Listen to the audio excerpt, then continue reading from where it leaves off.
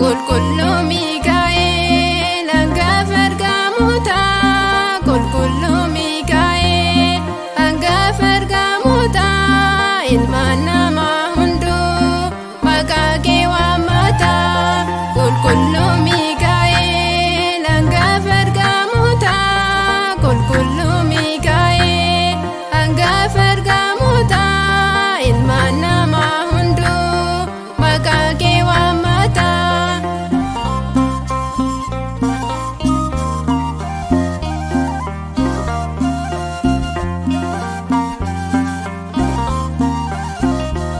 Saaxaanaa'el kaa'ee an waaqa dhalchine, ati garuu Waaqayyoof hamaa namaa taate.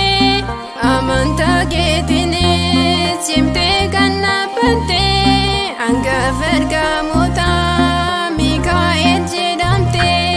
Qulqullu Miikaa'el hangafa ergamootaa, Qulqullu Miikaa'el hangafa ergamootaa, ilmaan namaa hunduu maqaa kee waammata.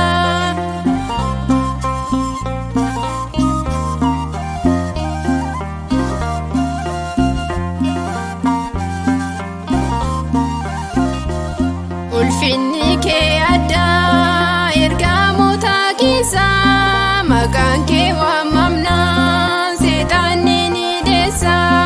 Qulqullu Miikaa'el jennee si waammanna, yaa gargaara dhugaa nuti sitti boonna. Qulqullu Miikaa'el hangafa ergamootaa, Qulqullu Miikaa'el hangafa ergamootaa, ilmaan namaa hunduu maqaa kee waammata.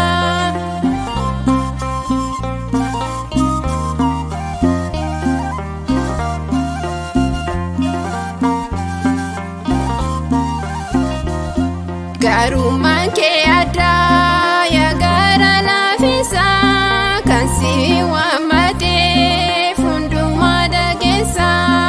Ani si waammadha Miikaa'el abbaa koo, maqaan kee waammamnaan furamee rakkoon koo.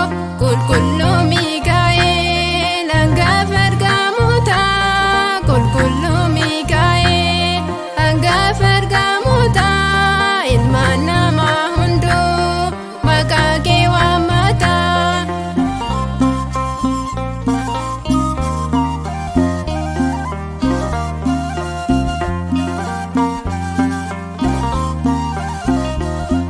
Afaan leencaa keessaa Daani'el kan baaste, ilmaan kiristaanaaf ati kan dhaabbatte. Miikaa'el Miikaa'el ergamaa garraamii, ani si waammadha na cinaatti argami.